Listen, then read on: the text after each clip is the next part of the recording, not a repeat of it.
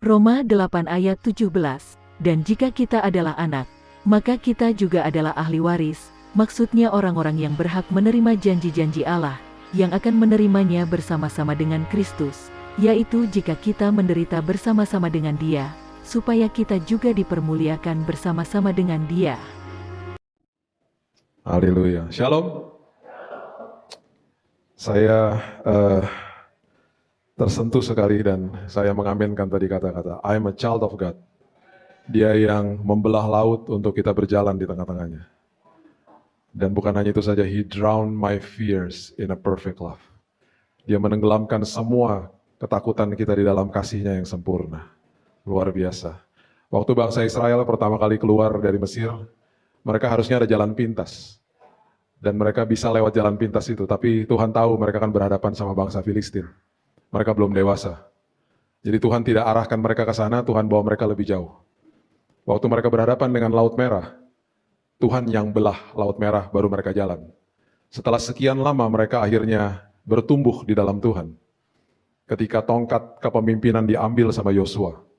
Dan ketika mereka berhadapan lagi sama air di depan mereka, yaitu Sungai Yordan yang airnya sangat-sangat deras. Di situ Tuhan katakan, celupkan kakimu. Dia celupkan kakinya, baru airnya terbelah. Tuhan bawa kita ke dalam kedewasaan rohani. Itu sebabnya tadi Om Kris katakan, iman itu dari Tuhan.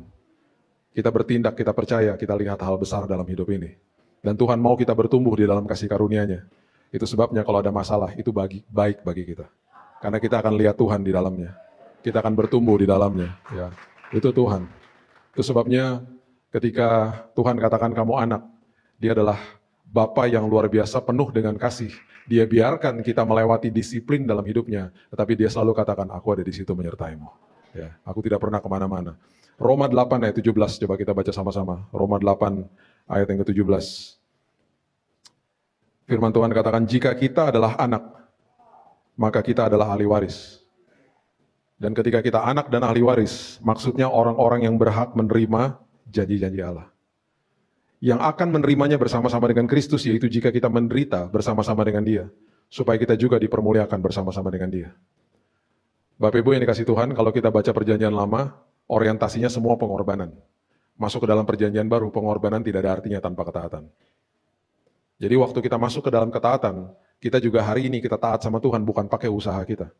Karena kita taat sama Tuhan dengan pengenapan Roh Kudus di dalam kita, dengan kasih karunia Tuhan kita sanggup taat. Kalau enggak, daging enggak mungkin bisa taat. Di dalam kelemahan kita justru kuasa Tuhan menjadi nyata. Banyak orang-orang yang datang kepada saya kira-kira 6-7 tahun yang lalu. Saya mau berhenti merokok, saya berjanji sama Tuhan. Dia katakan kata berjanji. Dia lupa kata berjanji itu adalah dalam tanda kurung dengan usaha sendiri. Nggak akan pernah bisa. Akhirnya mereka bilang sama saya, Bung, udah lewat berapa bulan Bung? Lumayan Bung, dari 1 bungkus jadi 2 batang Bung. Lama-lama habis Bung gitu. Saya biasa tungguin. 5-6 bulan mereka datang lagi, Bung, rokok lagi Bung, berat Bung. Di situ ketika mereka katakan, aku nyerah Bung, aku udah gak tahu lagi harus bagaimana. Itu yang Tuhan mau. Kamu jangan lagi berdoa pakai janji-janji. Bagus, itu bagus. Tapi gak ada yang dari kita yang bisa melakukan itu. Ketika dia katakan, aku menyerah Tuhan, aku tidak tahu harus bagaimana. Aku serahkan semuanya. Aku serahkan semua keterikatanku kepada Tuhan. Ada 6 orang datang kepada saya, mereka katakan begini, Bung, dalam hitungan 2-3 hari, kita kalau lagi cium asap rokok orang lain, kita udah pengen muntah, Bung. Lepasnya begitu. Kenapa? Karena kuasa Tuhan mempengaruhi mereka. Di dalam kelemahanmu, kuasa Tuhan nyata. Itu yang terjadi. Jadi hidup taat pakai kekuatan sendiri nggak akan bisa. Tapi justru hidup taat itu hari ini kita harus tahu bahwa saya hidup taat karena saya sudah dilayakkan sama Yesus. Bukan untuk dilayakkan. Saya makin mengenal kasih karunia, makin saya mau hidup taat di dalam Tuhan. Ya. Anak saya, Raina ini suka melukis. Waktu dia suka melukis, dia itu anak yang dari kecil sudah melukis. Jadi waktu dia umur 4 tahun, saya pernah dipanggil sama sanggar melukis. Dia katakan, Pak, ikutkan anaknya di pameran lukisan. Oke, saya nggak pernah lupa tahun 2004, itu ibunya bilang, bayar 300.000 Pak ya, untuk ikutan pameran lukisan. Oke. Waktu datang ke pameran lukisan, saya belum lihat lukisan anak saya. Ya. Saya datang duduk seperti Bapak Ibu, kemudian event organizer-nya bilang begini, Bapak Ibu sebentar lagi akan dipersilahkan masuk ke ruang pameran. Bapak Ibu diberikan waktu di sana untuk lihat-lihat lukisan selama 20 menit. Nanti setelah 20 menit, semua pelukis-pelukis ini termasuk anak saya, jadi yang paling tua 70 tahun, yang paling kecil anak saya umur 4 tahun waktu itu. Baru mereka diperbolehkan masuk. Dalam 20 menit itu ketika saya masuk ke dalam ruang lukisan, ruang pameran, itu saya cari lukisan anak saya. Saya nggak gubris yang lainnya, saya cari lukisan anak. Karena kemudian event organizer bilang begini, semua lukisan itu dijual, ada harganya. Jadi Bapak Ibu bisa beli. Kalau sudah beli atau Bapak Ibu melihat lukisan-lukisan yang sudah ada stiker warna oranye, itu berarti lukisan itu sudah laku terjual. Jadi kemudian saya mulai cari lukisan anak saya karena saya penasaran, saya mau lihat dia lukis apa. Saya mendekat dan saya ketemu lukisan anak saya lihat ada harga dihargai 300.000. Dalam hati saya lumayan juga, kalau laku balik tuh uang registrasi, ya kan? Gimana Pak Jugan, mama orang ini jadi ada otak dagang juga gitu. Waktu saya mendekat, saya melihat lukisan anak saya, karena saya tidak paham dunia lukisan. Saya nggak ngerti dia lukis apa, saya mulai lihat dari depan, lihat dari kiri, dari kanan. Saya makin nggak ngerti, tiba-tiba dalam suara hati saya, kok jelek ya lukisannya? Sebagai bapak yang baik, saya pengen supaya lukisan itu laku terjual sebelum anak saya masuk. Karena teman-temannya di sampingnya sudah mulai laku terjual, anak saya belum laku-laku. Saya mulai deketin teman saya yang saya ketemu, orang tua daripada muridnya juga. Bro, lukisan anak gua lihat nih. Yang ini nggak terlalu dekat teman saya, jadi dia agak-agak sopan dikit. Dia cuma lihat gini. Dia pelototin gitu, udah, terus dia pergi. Yang kedua, karena dekat, jadi dia agak vulgar ngomongnya. Bro, lukisan anak gua lihat. Apaan tuh gitu? Karena memang kita bingung dia ngelukis apa. Abstrak. Nggak ada yang mau beli. Berjalan 20 menit, mbaknya dari event organizer datengin saya. Pak, kasihan Pak, nggak ada yang beli Pak. Ya gimana Mbak? Jelek Mbak. Bukan jelek Pak, dia memang kalau lukis begini Pak, dia aneh sendiri Pak. Bapak harus hargai, dia abstrak memang Pak. Ya tapi gimana, gak ada yang mau beli. Sudahlah Pak, sudahlah Pak. Bapak aja yang beli. Ngapain saya beli lukisan anak sendiri? Di rumah juga banyak, saya bilang gitu. Sudahlah Pak, buat hatinya senang. Dengan berat hati. Dengan berat hati. Saya beli lukisan anak saya sendiri. Saya rasa rugi. Udah bayar registrasi 300.000, sekarang beli lagi lukisan 300.000 lagi. Waktu saya beli, anak saya masuk. Waktu dia masuk, dia berteriak. Karena udah ada stiker warna oranye toh. Dad, it's sold, terjual Dad. Saya bilang, ya terjual, puas, terjual. Dalam hati saya gini, kamu gak akan lagi ikutan pameran-pameran lukisan, rugi ini, rugi. Nggak. Terjual Dad, ya terjual. Terus dia tanya, siapa yang beli? Daddy yang beli. Oh dia makin teriak, thank you Daddy, thank you. Kenapa kamu thank you? Karena memang aku buat ini untuk Daddy. Wow.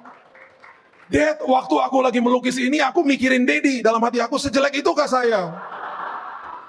Seabstrak itukah saya? Setelah 3-4 minggu setelah pameran lukisan selesai, lukisan itu dikirim ke rumah saya. Dari tahun 2004 sampai hari ini. Lukisan itu tidak pernah turun dari tembok di rumah saya. Karena saya selalu terngiang-ngiang kata-kata dia, Dad, I made it for you. Aku buat Daddy. Beberapa tahun yang lalu kita ada, itu pindah-pindah, pernah di kamar adiknya. Jadi kita habis mesbah keluarga malam-malam, saya lewat itu lukisan, pendirian saya, keputusan saya tetap sama.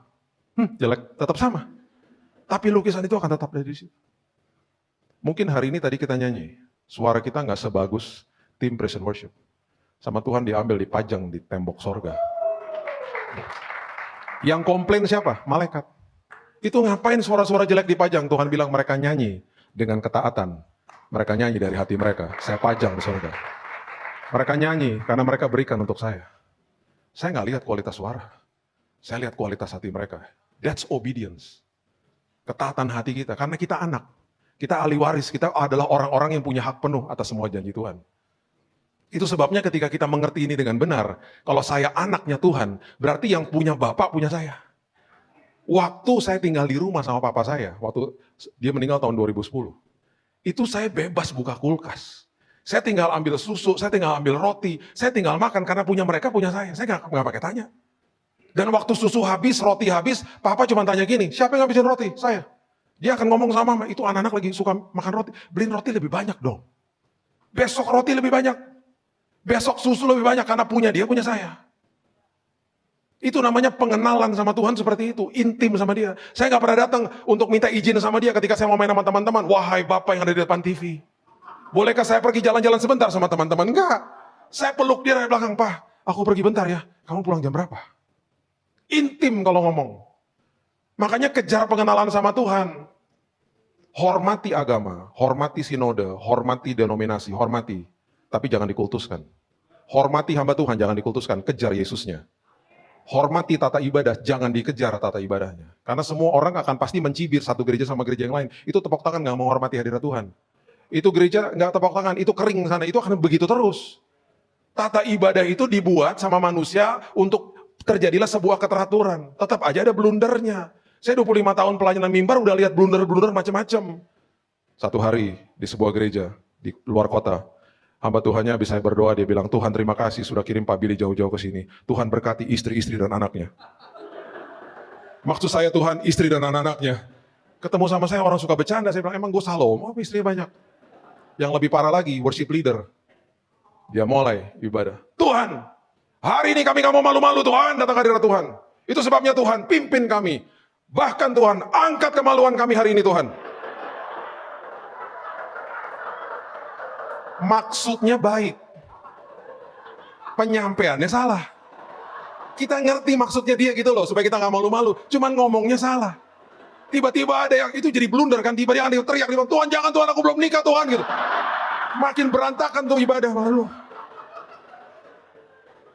Itu saya kasihan sekali. Itu atau ibadah itu ada adik saya di situ, tanya sama Jesse. Dia bilang, dia cerita sama saya, itu Bill, gue kasihan sama dia Bill, pimpin pujian gak beres sampai akhir aja. Karena salah ngucap, blunder. Hormati, kejar sumbernya. Jangan kejar-kejar berkat mujizat, kejar sumbernya. Karena kita anak. Dulu anak-anak saya waktu saya pulang dari luar kota, mereka akan peluk saya, mereka bilang, "Hey Dad, I miss you, I love you," gitu. Ujungnya gak enak, oleh-olehnya mana Dad? Gitu. Waktu mereka bertumbuh dewasa, mereka peluk saya, mereka udah gak tanya lagi oleh-oleh. Dad, I love you, I miss you, titik. Barusan sebelum saya naik, saya dapat message dari anak saya ada di luar, bilang, Dad, I miss you. Tadi aku telepon dia lagi ibadah ya. Gitu. Intim, pengenalan sama Tuhan, karena anak. Anak itu berarti punya bapak, punya saya, akses. Waktu Yesus katakan ini, dia kasih tahu sama orang Farisi. Dia katakan sesuatu yang sangat luar biasa dan pasti mereka tersinggung. Ada kultur di balik kisah tentang perumpamaan anak yang terhilang. Coba lihat Lukas pasal yang ke-15, ayat yang ke-12. Dikatakan begini. Lukas 15 ayat yang ke-12. Perhatikan kalimat-kalimat ini. Kata yang bungsu kepada bapak, kepada ayahnya, Bapak berikanlah kepadaku bagian harta milik kita. Itu akses. Dia udah paham bahwa punya bapak, punya saya. Berikan harta milik kita, punya bapak, punya saya. Tapi dia sekarang lagi deklarasi independen. Dia gak mau lagi melekat kepada bapaknya. Dia gak mau lagi punya akses kepada bapaknya. Berikan harta milik kita, dia udah paham sebenarnya. Dia katakan begini, berikan harta milik kita yang menjadi hakku. Dia melepaskan akses kepada kepemilikan. Di dalam kerajaan sorga nggak ada pemilik, kita pengelola. Kalau berani-berani jadi pemilik seperti si bungsu, dia pergi ke negeri yang jauh, habis semuanya. Perhatikan prinsip ini baik-baik. Kalau akses, berarti supply jalan terus, karena kita melekat kepada sumbernya. Apa yang terlepas dari tangan tidak akan pernah terlepas dari sini, karena sumber jalan terus, supply jalan terus. Kalau mau jadi pemilik, melepaskan akses daripada sumber, yang terlepas dari tangan, terlepas dari hidup, habis hidupnya. Karena nggak melekat. Makanya metafor-metafor yang Yesus ajarkan tuh luar biasa. Kamu ranting, ingat ya, kamu ranting, aku pokok anggurnya. Jadi waktu saya sakit, waktu saya kena kanker, saya bilang, Tuhan, pokok anggurnya nggak punya kanker. Itu sebabnya kesembuhan mengalir kepada ranting kepada saya hari ini, dalam nama Yesus. Aku percaya kesembuhan mengalir, aku percaya Tuhan pemulihan terjadi hari ini. Karena mengalir, karena aku kan melekat kepada pokok anggur. Itu akhirnya jadi doa. Kenapa? Itu akhirnya meneguhkan iman, karena kita mengerti posisi kita di dalam Tuhan. Kalau kita ngerti posisi kita di dalam Tuhan, bahwa saya adalah anak dan ahli waris, beres sudah. Mau iblis ngomong apa? Gua anakmu ngomong apa loh? Gitu. Saya anak. Karena ketika kita jadi anak, kita tahu siapa yang ada di pihak kita. Adik saya, Jesse, satu hari waktu masih SD, di IMKA, Jalan Pendut. Dia pulang ke rumah, dia nangis. Saya sudah SMP waktu itu. Kita SD-nya bareng-bareng, tapi saya udah SMP, dia masih SD. Dia nangis. Kenapa, Jess? Gue dibully tadi sama teman gue. Diajakin berantem, gue ketakutan katanya. Besoknya, saya bilang gini, besok gue datang. Kan alumni, alumni SD belagu banget. Besoknya saya datang ke SD-nya dia. Karena saya alumni, saya datang. Mana Jess anaknya? Tuh, dia kasih tunjuk. Saya nggak pernah lupa tuh momen, saya samperin dia. Lu ngapain adik gua? Oh, dia nggak bisa ngomong. Lu tahu siapa gua? Alumni. Iya bang. Saya nggak pernah lupa, saya jitak kepalanya. Lu jangan macam-macam lagi sama dia, oke? Udah beres. Besoknya, mama saya jemput Jesse dari sekolah. Mama saya cerita sama saya, kamu tahu adik kamu tadi waktu jalan ke mama, dia ngelewatin tuh anak. Dia ngelewatinnya begini.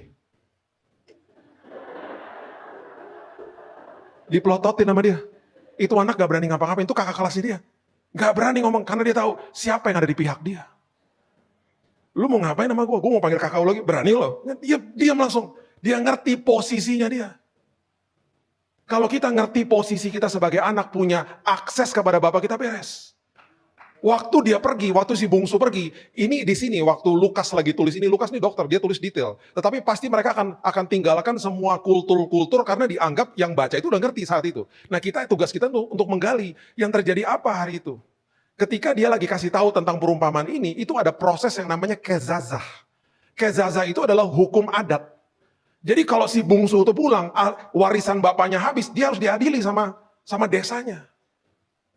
Dan waktu dia pulang kan habis hartanya. Harusnya dia diadili, tapi itu semuanya tidak jadi ketika bapaknya lari kepada dia dan peluk dia. Pengadilan adat dibatalkan karena bapaknya lari. Itu orang Farisi bengong waktu dengar Yesus ngomong gini. Itu kan harus ada hukum adat. Yesus bilang enggak ada.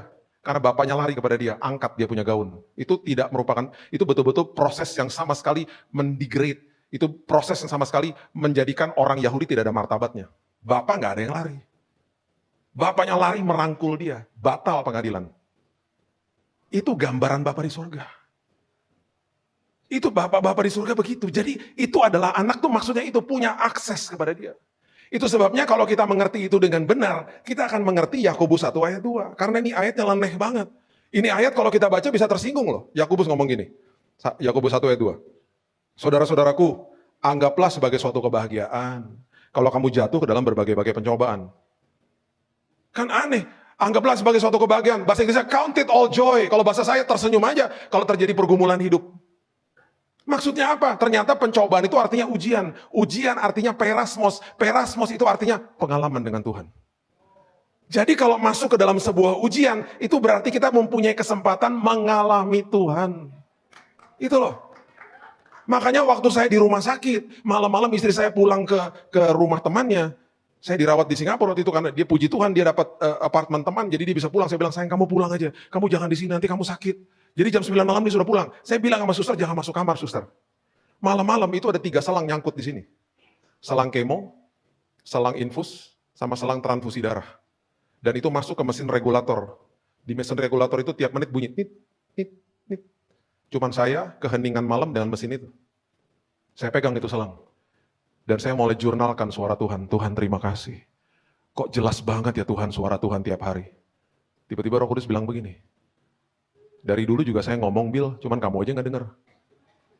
Karena saya bilang, kenapa dari dulu Tuhan gak ngomong seperti begini? Dari dulu saya bicara, kamu aja pikiran kamu klaster dan sibuk. Nangis saya. Di situ ngalamin Tuhan. Di situ ngalamin kebesaran Tuhan. Hari lepas hari, makanya Paulus katakan begitu. Makanya Paulus katakan apa? Aku bermegah di depan kesengsaraan aku. Karena ini kesempatan aku belajar tekun, supaya lahir 2 buah, tahan uji dan pengharapan. Pengharapan itu bukan sesuatu hal yang kita bisa switch on sama off, enggak. Pengharapan itu akan lahir sendirinya kalau kita belajar tekun tiap hari. Lahir tahan uji, lahir pengharapan. Itu sebabnya Yakobus ngomong begini, makanya kalau lihat masalah dari sisi ini ujian bukan cobaan. Kalau cobaan itu mengeluarkan kelemahan kita, memakai kelemahan itu untuk menghancurkan kita, itu cobaan. Kalau ujian, mengeluarkan kelemahan kita dan memakai kelemahan itu untuk membuat kita lebih baik. Makanya namanya ujian. Makanya namanya ujian matematika. Waktu kita dapat hasilnya, nomor 2 salah, kita langsung, oh saya nggak belajar. Kita diekspos kelemahan kita, karena kita nggak belajar. Kita nggak ngerti formulanya. Kita langsung paham, oh itu kelemahan saya. Waktu diuji lagi bisa nggak? Bisa, karena udah belajar. Itu ujian. Dan Tuhan selalu kasih second chance, third chance, fourth chance, terus dikasih kesempatan sama Tuhan. Makanya ujian, kalau lihat pergumulan hidup, ini ujian Tuhan. Ini sekolah kehidupan. Nggak apa-apa Tuhan. Alami Tuhan jadinya. Matius 7 ayat 14, coba lihat. Matius 7 ayat 14. Karena sesaklah pintu dan sempitlah jalan yang menuju kepada kehidupan. sedikit orang yang mendapatinya.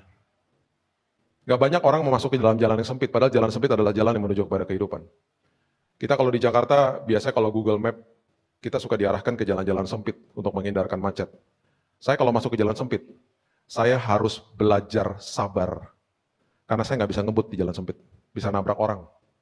Di dalam jalan yang sempit, saya harus belajar hati-hati. Orang yang nggak sabar dan orang yang nggak hati-hati itu ada di jalan tol. Saya tiap bulan, kita naik tol dari Jakarta ke Bandung, karena mertua saya tinggal di Bandung. Beberapa ruas jalan tol tuh sampai saya hafal, ada yang 2, ada yang 3, ada yang 4 gitu ya. Tetap aja, macet enggak, sama sekali enggak macet. Orang tetap aja ambil bahu jalan di jalan tol. Itu udah kebiasaan. Sampai-sampai saya pernah bilang gini sama istri saya, ada 2 jenis mobil yang paling sering masuk bahu jalan. Kalau Bapak Ibu penasaran, tanya sama Tuhan aja. Istri saya ngomong gini, yang mana sih? Kamu lihat aja tuh 2 mobil itu. Didatain sama dia sampai ke Bandung setelah 130 kilo. Bener loh, 85% tuh 2 jenis mobil itu. Saya pernah ngomong sama teman polisi, dia bilang gini, Pak, ngeri Pak. Itu bahu jalan kan buat emergency, keadaan darurat kan. Jadi kadang-kadang ya Pak, di dalam mobil nih makanan tumpah. Anak kecil mau buang air kecil, dan gak ada rest area. Kemudian tiba-tiba ban pecah, serangan jantung. Orang itu langsung ambil bahu jalan tol. Itu 90% gak lihat kaca spion. Dia lihat ke kiri, bahu jalan kosong, dia main masuk aja. Dia gak sadar di belakangnya ada mobil lagi ngebut di bahu jalan. Terjadilah kecelakaan fatal. Polisi kalau ngomong sama saya, teman polisi ngomong gini, Pak, ngeri Pak. Kalau saya udah datang di TKP Pak, ngeri Pak. Hancur mobilnya Pak, karena kecepatan tinggi. Dan saya Pak, kalau udah kayak begitu Pak, nanti orang-orang mulai sadar, tapi habis itu balik lagi Pak. Itu jalan tol begitu. Saya pernah ada di dalam jalan yang sempit. 200 meter lagi dari saya itu jalan raya. Dalam hati saya gini, yes, jalan raya. Bentar lagi keluar dari jalan yang sempit, karena lancar di situ. Tiba-tiba nggak bisa bergerak, karena ada motor parkir agak ke tengah. Harus nunggu orang yang dipanggil dari dalam. Kalau saya nggak lihat jalan raya, mungkin saya nggak apa-apa. Itu gambaran dari kehidupan kita. Seringkali kita dibentur-benturkan sama iblis, dibanding-bandingkan sama orang lain. Dan kita melihat orang lain seolah-olah hidupnya oke-oke saja, kita bilang, Tuhan kenapa mereka diberkati, saya tidak. Pengertian yang salah. Kita nggak sadar, kita yang sedang diajarkan sabar, hati-hati, dan tidak banding-bandingkan diri, kita justru sedang diberkati Tuhan. Karena kehidupan kita, perilaku kita, tindakan kita, karakter kita sedang diubahkan sama Tuhan. Dan itu arti berkat yang sebenarnya. Kita lupa. Makanya ketika Yesus naik perahu, ada orang-orang yang ditinggalkan. Yesus naik perahu, dia tahu nggak akan ada badai? Dia tahu. Dia tahu akan ada badai. Terus dia bilang apa? Marilah kita bertolak ke seberang. Itu artinya ketika dia ngomong begitu, kita pasti sampai ke seberang dengan selamat. Dia tahu nggak akan ada badai? Tahu. Dia tahu nggak dia mau tidur? Tahu, karena dia juga letih, dia mau tidur. Tapi dia udah berfirman, itu artinya dia sudah memproteksi kapal itu dengan firmannya, dia sudah tidur. Ada orang-orang yang ditinggalkan di tepi, nggak ikut dalam perahu itu. Kemudian mereka ngalamin badai. Orang Kristen kalau tidak dewasa akan lihat orang yang ditinggal di tepi akan bilang, mendingan gue tinggal di sana daripada di perahu ini. Kalau saya lebih baik ada di perahu menghadapi badai dan ada Yesus. Daripada ada di tepi nggak ngalamin badai dan tidak ngalami Yesus. Buat apa? Buat apa hidup kayak begitu? Di perahu kehidupan kita Yesus ada di situ. Kalau dia ada di situ kita pasti sampai ke seberang dengan aman dan nyaman. Ombak menyembur masuk, mereka ketakutan, mereka bangunkan Yesus. Dan mereka bilang apa? Guru, engkau tidak peduli kalau kita binasa. Harusnya jangan dibangunin. Tapi ombak udah menyembur masuk, Pak, karena ada Yesus. Waktu dia bangun, dia redakan semua angin. Waktu dia selesai semuanya, dibilang apa sama murid-muridnya? Terima kasih ya udah bangunin saya. Hampir loh kita mati. Dia ngomong gitu? Enggak. Dia nggak pernah ngomong gitu. Dia bilang apa? Kenapa kamu begitu takut? Terus kalimat yang kedua dia bilang apa? Kenapa kamu tidak percaya? Makanya kalau yang naik perahu itu jemaatnya Rock Ambon pasti beda ayatnya. Di awal sama. Ombak menyembur masuk, ayat mulai beda. Jemaat GB Rock Ambon bergandengan tangan, jangan bangunkan Yesus, pasti ngomong gitu. Ada satu jemaat yang berteriak, karena dia cuma datang pasca sama Natal saja. Imannya goyah. Bangunkan mati kita, semuanya bilang jangan. Karena Yesus sudah berfirman, marilah kita bertolak ke seberang, yang artinya adalah kita pasti sampai ke seberang dengan selamat. Ombak di sini. Waktu kapal itu sampai ke seberang, disitulah Yesus bangun. Dan dia katakan, wahai jemaat Rock Ambon, luar biasa imanmu. Beda ayatnya.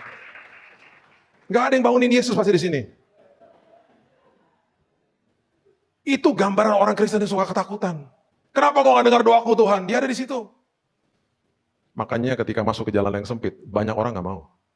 Banyak orang nggak mau. Minta hari ini Tuhan bukakan mata rohani saya. Ada seorang bapak yang sudah tua. Dia buta. Diantar ke rumah panti jompo. Sampai di rumah panti jompo dia digandeng sama petugasnya. Om sini om, saya antar ke kamarnya om.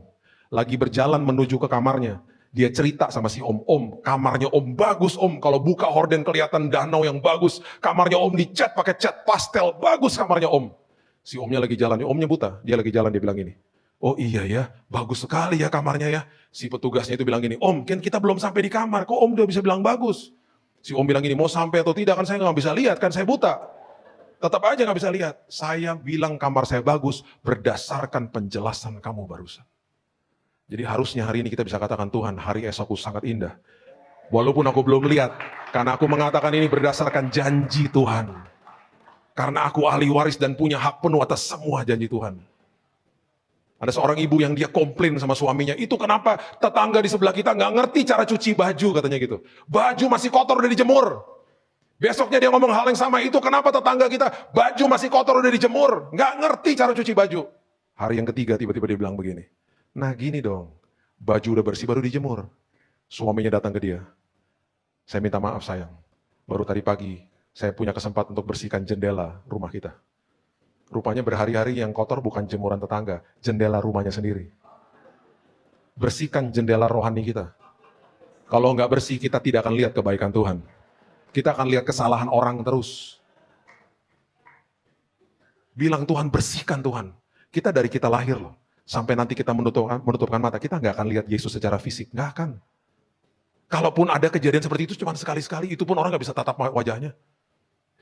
Yang kita lihat kan masalah, yang kita lihat penyakit. Makanya dia bilang apa sama Thomas? Karena kamu sudah lihat, kamu percaya. Berbahagialah orang. Itu bahasa aslinya, diberkatilah orang. Yang tidak melihat namun percaya. Aku akan tunjukkan karyaku kepada mereka. Itu sebabnya kesaksian kita mirip-mirip dalam kondisi yang beda-beda. Karena bapaknya satu. Bapaknya sama, sumbernya sama. Itu Bapak, itu luar biasa. Makanya dahsyat ketika kita mengerti bahwa saya ini anak Tuhan. Hakim-Hakim pasal yang ke-14 ayat 5 dan 6 mengatakan begini. Hakim-Hakim 14 ayat 5 dan 6. Lalu pergilah Simson beserta ayahnya dan ibunya ke Timna. Ketika mereka sampai ke kebun-kebun anggur di Timna, seekor singa muda mendatangi Simson. Semua di perjanjian lama serba fisik, masuk perjanjian baru dimasukin ke dalam alam rohani. Ya. Dulu yang fisiknya adalah singa. Sekarang di 1 Petrus ayat 5 ayat 8 dikatakan, hati-hati lawanmu si iblis berjalan seperti singa yang mengomong. Seperti singa, bukan singa dia. Seperti singa mencari mangsa yang dapat ditelan toh. Ditelan sama kebohongan dia. Berarti ada orang-orang yang tidak dapat ditelan sama kebohongan dia. Siapa? Kita semua di tempat ini. Karena mengerti firman Tuhan, gak dapat dibohongi sama dia. Perhatikan kalimat ini. Seekor singa muda mendatangi Simson dengan mengaun, pada waktu itu berkuasalah roh Tuhan atas dia. Alkitab seringkali mengatakan roh Tuhan berkuasa atas manusia di perjanjian lama, roh Tuhan berkuasa di dalam manusia di perjanjian baru. Dikatakan sehingga singa itu dicabiknya seperti orang mencabik anak kambing. Waktu ada roh Tuhan, singa kelihatan seperti anak kambing. Makanya 12 pengintai ketika balik, 12-12-nya lihat raksasa. 10 balik bilang-bilang apa? Bos, jangan bos. Mati kita bos, masuk situ. Jangan bos, nggak boleh bos, jangan. Main aman aja bos. Yang 2 balik, bos, betul bos, mereka besar. Tapi Tuhan kita lebih besar bos. Maju aja bos. Makanya kita nggak pernah dengar nama-nama seperti Safat, Yigal, Palti, Nafbi. Pernah dengar? Nggak pernah. Itu nama-nama 10 pengintai ada di bilangan 13. Bukan pahlawan iman. Kita mendokumentasikan 2 nama yang kita masih kasih kepada keturunan kita. Siapa? Yosua dan Kaleb. Pahlawan iman. Mata rohaninya dibersihkan sama Tuhan. Saya akan tutup dengan kisah ini. Saya ini menikah sama seorang istri yang logika tinggi. Istri saya ini bagi saya adalah salah satu orang yang terpandai yang saya pernah ketemu dalam hidup saya. Orangnya pandai sekali. Logika tinggi. Dia punya ide-ide yang kadang-kadang kalau ngomong saya bisa begini, wow. Padahal saya juga cukup pandai menurut saya kan. Udah baik, botak begini, udah karena suka belajar jadi habis juga rambutnya kan. Tapi saya kagum sama dia. Saya kagum lah sama dia. Dia pandai pakai logika. Nah, ketika saya sakit, dia itu baru menutup polis asuransi saya. Biasanya dia tuh selalu hati-hati. Dia begitu yakin, dia tutup polis asuransi saya. Dan kemudian dia buka yang baru. Karena dia bilang ini gak relevan. Kalau dia mau main aman, waktu dia buka yang baru, dia harusnya tetap ambil yang lama jangan ditutup. Karena semua asuransi itu ada tenggang waktu, tunggu. Asuransi yang baru ini punya waktu tunggu 90 hari. Jadi kalau sampai sakit, sebelum 90 hari nggak di cover. Jadi harusnya yang lama itu dibiarin aja dulu, sampai 90 hari baru ditutup yang lama. Dia nggak, dia tutup aja, dia yakin aja yakin. Tiba-tiba saya sakit. Saya juga kaget saya sakit. Saya kolaps di kamar mandi, darah saya habis, kanker darah. Waktu didiagnosa kanker darah, saya sakit di hari yang ke-76. Berarti apa? Punya asuransi tapi tidak di cover sama asuransi. Sampai waktu dia berdoa, dia bilang gini, saking dia frustasinya dan dia menyalahkan diri sendiri, Tuhan, kalaupun suami saya harus sakit Tuhan, kenapa gak 14 hari lagi? 14 hari lagi di cover tuh sama asuransi. Ini gimana Tuhan, penyakitnya akut, biaya mahal. Saya sakit di akhir tahun, saya dilarikan ke Singapura, karena dokter di Jakarta sudah mau liburan. Sampai di sana dokter katakan, Pak, umur Bapak tinggal 3 bulan. Saya ada di sebuah rumah sakit.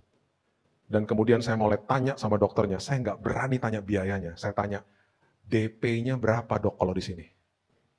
Waktu dia sebut angkanya, saya begini, hah, DP-nya aja segitu. Dokternya bilang gini, Pak, kalau Bapak mau dirawat di sini, silahkan saya siapin kamar. Kalau Bapak mau di Jakarta, silahkan juga. Ya, terserah Bapak. Bapak dalam hitungan 5 hari, Bapak sudah harus di kemo, Pak. 5 hari loh, Pak. Karena kondisi Bapak begini. Saya harus pulang karena saya harus antar anak saya. Perjalanan pulang ke Jakarta, saya berdoa dan saya kalau berdoa saya selalu panggil dia Dedi. Dad, Dedi dengar ya tadi dokternya bilang berapa, Dad?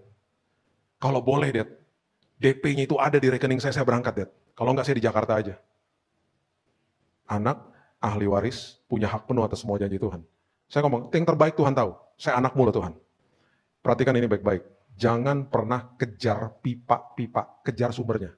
Makanya saya paling nggak setuju. Ya, kalau saya bilang hamba Tuhan, saya kasih tahu, jangan kalau sakit masukin sosial media. Karena hamba Tuhan kalau lagi sakit masukin sosial media, terus mukanya disakit-sakitin. Kalimat pertamanya bagus. Tolong doakan saya sedang sakit. Kalimat berikutnya nggak enak. Jika Anda digerakkan Tuhan. Nah, inilah BCA, BNI, BARI. Eksploitasi jemaat. Yang dikejar sama dia, pipanya bukan sumbernya. Kejar sumbernya, jangan pipanya. Makanya ketika orang-orang di zaman COVID bilang, Pak, saya kehilangan income, kehilangan pekerjaan, kehilangan ini. Gak bisa. Kalau pipanya ketutup, sumbernya gak pernah tutup. Kalau itu ketutup, Tuhan akan bukakan pipa-pipa yang lain. Karena kamu anak, kamu punya akses kepada sumber, bukan kepada pipa. Jadi jangan kejar pipanya.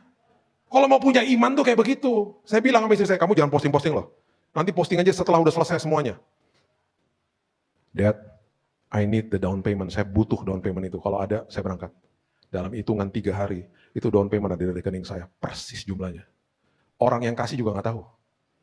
Persis. Saya bilang sama istri saya, sayang, DP ada, kita berangkat. Istri saya bilang gini, sisanya ntar gimana?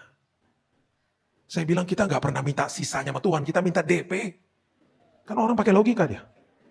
Udah sayang, kita berangkat aja. Perjalanan iman memang begini, ngeri-ngeri sedap, sedap-sedap ngeri. Udah, berangkat aja. Kalau kita bilang apa, mencelupkan kaki di sungai Yordan terbelah, lautnya udah, sungai udah jalan yuk. Kita celupkan kaki kita jalan udah. Sampai di sana, saya udah di kursi roda, udah gak bisa jalan. Karena darah merah sudah habis. Megap-megap karena darah merah itu pengantar oksigen. Sampai di rumah sakit, saya bilang sama suster, saya minta kamar yang paling murah. Uang pas-pasan. Ada Pak, kamar yang berempat. Oke, gak apa-apa, masukin aja di situ. Masuk kamar berempat, di jam pertama saya muntah-muntah karena bau makanan. Di sebelah makanan India, depan makan bakmi, muntah-muntah saya, kan udah gak tahan. Terus tiba-tiba istri saya buka HP, dia lihat di website, ada kamar yang sendirian, kamar namanya isolasi. Kamar sendirian, harganya sedikit lebih mahal dari kamar berempat, bukan VIP. Itu kamar isolasi, gak ada jendelanya. Kamar sendirian, jadi itu kita pengen dong, murah, sendirian, walaupun gak ada jendela gak apa-apa lah. Saya minta request, dok, suster minta dong kamar itu. Gak bisa Pak, sudah sold out abis. Itu diminati banyak orang Pak. Udah sendirian kamarnya enak lagi Pak, isolasi Pak. Oh iya gak apa-apa, saya bilang sama istri saya, jangan ngeluh. Tuhan selalu tahu yang terbaik. Betul, dalam hitungan kira-kira gak sampai 5 jam. Suster datang ke kamar saya.